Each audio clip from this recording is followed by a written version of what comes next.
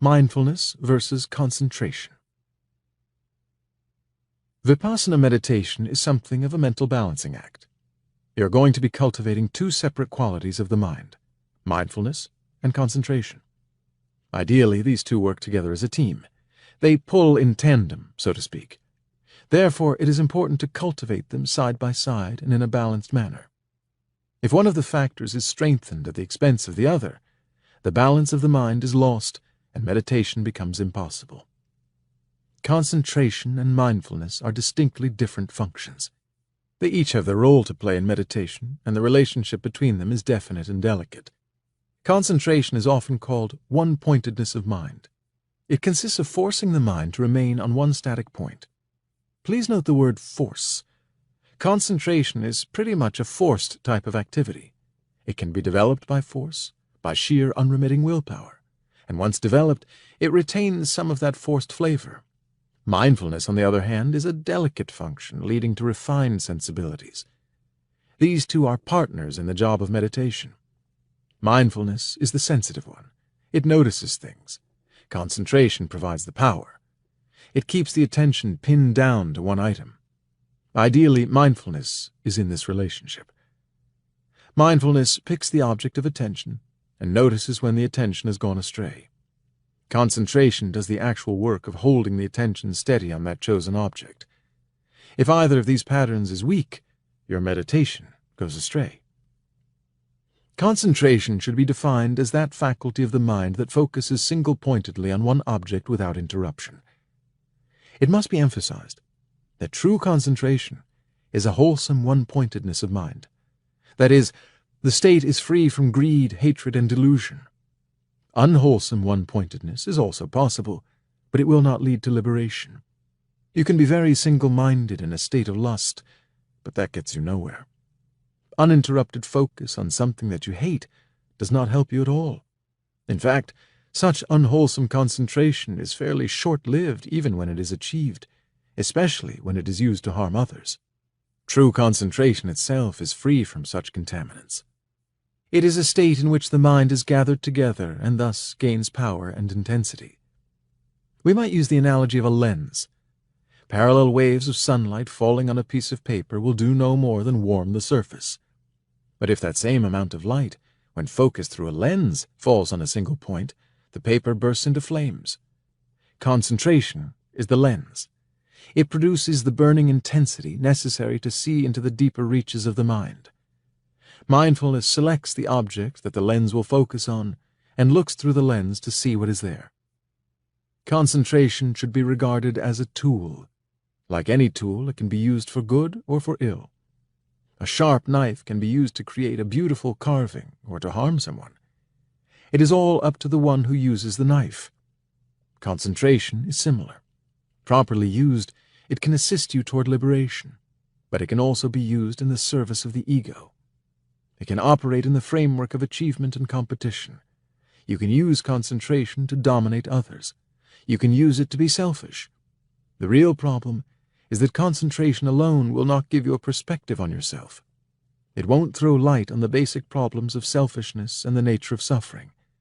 It can be used to dig down into deep psychological states. But even then, the forces of egotism won't be understood. Only mindfulness can do that. If mindfulness is not there to look into the lens and see what has been uncovered, then it is all for nothing. Only mindfulness understands. Only mindfulness brings wisdom. Concentration has other limitations too. Really deep concentration can only take place under certain specific conditions. Buddhists go to a lot of trouble to build meditation halls and monasteries. Their main purpose is to create a physical environment free of distractions in which to learn the skill. No noise, no interruptions. Just as important, however, is the creation of a distraction-free emotional environment. The development of concentration will be blocked by the presence of the 5 hindrances that we examined in Chapter 12. Desire for sensual pleasure, aversion, mental lethargy, agitation, and doubt. A monastery is a controlled environment where this sort of emotional noise is kept to a minimum. Members of the opposite sex don't live together there. Therefore, there's less opportunity for lust to arise. Possessions aren't allowed, thereby eliminating ownership squabbles and reducing the chance for greed and covetousness. Another hurdle for concentration should also be mentioned. In really deep concentration, you get so absorbed in the object of concentration that you forget all about trifles, like your body, for instance, and your identity, and everything around you. Here again, the monastery is a useful convenience. It is nice to know that there is somebody to take care of you by watching over all the mundane matters of food and physical security. Without such assurance, one hesitates to go as deeply into concentration as one might. Mindfulness, on the other hand, is free from all these drawbacks. Mindfulness is not dependent on any such particular circumstance, physical or otherwise. It is a pure noticing factor. Thus it is free to notice whatever comes up, lust, hatred, or noise. Mindfulness is not limited by any condition. It exists to some extent in every moment, in every circumstance that arises. Also, mindfulness has no fixed object of focus. It observes change. Thus, it has an unlimited number of objects of attention. It just looks at whatever is passing through the mind, and it does not categorize. Distractions and interruptions are noticed with the same amount of attention as the formal objects of meditation. In a state of pure mindfulness, your attention just flows along with whatever changes are taking place in the mind. Shift, shift, shift. Now this, and now this. You can't develop mindfulness by force. Active teeth-gritting willpower won't do you any good at all. As a matter of fact, it will hinder progress. Mindfulness cannot be cultivated by struggle. It grows by realizing, by letting go, by just settling down in the moment and letting yourself get comfortable with whatever you are experiencing. This does not mean that mindfulness happens all by itself. Far from it. Energy is required. Effort is required. But this effort is different from force. Mindfulness is cultivated by a gentle effort. You cultivate mindfulness by constantly reminding yourself in a gentle way to maintain your awareness of whatever is happening right now. Persistence and a light touch are the secrets. Mindfulness is cultivated by constantly pulling yourself back to a state of awareness, gently, gently, gently. Mindfulness can't be used in any selfish way either. It is egoless alertness. There is no me in a state of pure mindfulness. So there is no self to be selfish. On the contrary, it is mindfulness that gives you real perspective on yourself. It allows you to take that crucial mental step backward from your own desires and aversions so that you can then look and say, aha, so that's how I really am. In a state of mindfulness, you see yourself exactly as you are. You see your own selfish behavior. You see your own suffering. And you see how you create that suffering. You see how you hurt others. You pierce right through the layer of lies that you normally tell yourself, and you see what is really there. Mindfulness leads to wisdom. Mindfulness is not trying to achieve anything. It is just looking. Therefore, desire and aversion are not involved. Competition and struggle for achievement have no place in the process. Mindfulness does not aim at anything. It just sees whatever is already there. Mindfulness is a broader and larger function than concentration. It is an all-encompassing function. Concentration is exclusive. It settles down on one item and ignores everything else. Mindfulness is inclusive. It stands back from the focus of attention and watches with a broad focus, quick to notice any change that occurs. If you have focused the mind on a stone, concentration will see only the stone. Mindfulness stands back from this process, aware of the stone, aware of concentration, focusing on the stone, aware of the intensity of that focus, and instantly aware of the shift of attention when concentration is distracted. It is mindfulness that notices that the distraction has occurred, and it is mindfulness that redirects the attention to the stone. Mindfulness is more difficult to cultivate than concentration, because it is a deeper-reaching function. Concentration is merely focusing the mind, rather like a laser beam. It has the power to burn its way deep into the mind and illuminate what is there. But it does not understand what it sees. Mindfulness can examine the mechanics of selfishness and understand what it sees. Mindfulness can pierce the mystery of suffering and the mechanism of discomfort. Mindfulness can make you free. There is, however, another catch-22. Mindfulness does not react to what it sees. It just sees and understands. Mindfulness is the essence of patience. Therefore, whatever you see must simply be accepted, acknowledged, and dispassionately observed. This is not easy, but it is utterly necessary. We are ignorant. We are selfish and greedy and boastful. We lust and we lie. These are facts. Mindfulness means seeing these facts and being patient with ourselves, accepting ourselves as we are. That goes against the grain. We don't want to accept it. We want to deny it, or change it, or justify it. But acceptance is the essence of mindfulness. If we want to grow in mindfulness, we must accept what mindfulness finds. It may be boredom, irritation, or fear. It may be weakness, inadequacy, or faults. Whatever it is, that is the way we are. That is what is real. Mindfulness simply accepts whatever is there.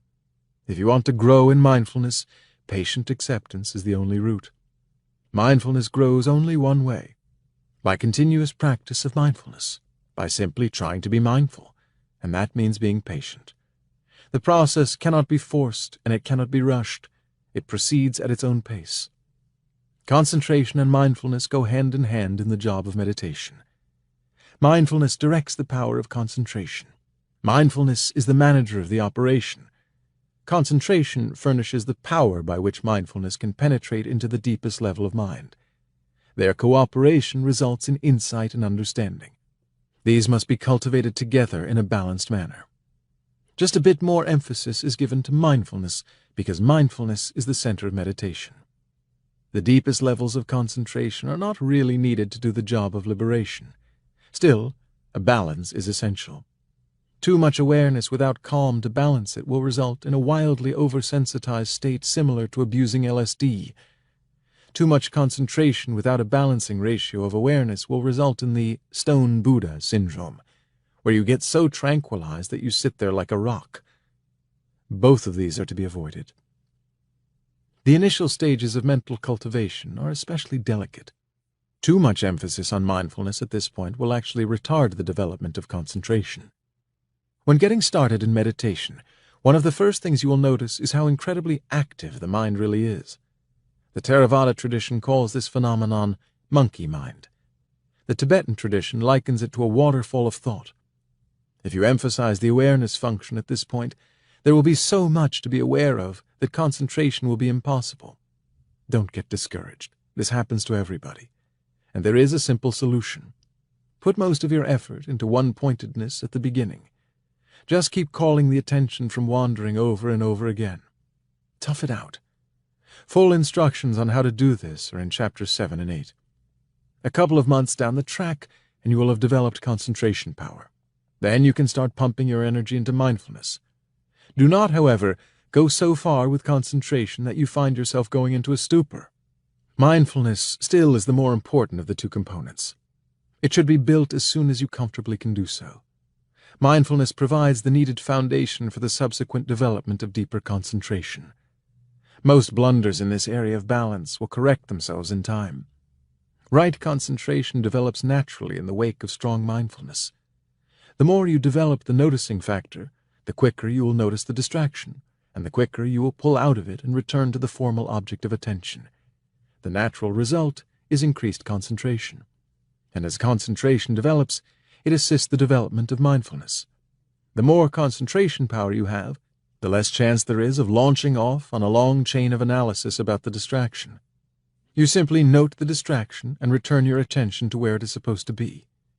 Thus, the two factors tend to balance and support each other's growth quite naturally.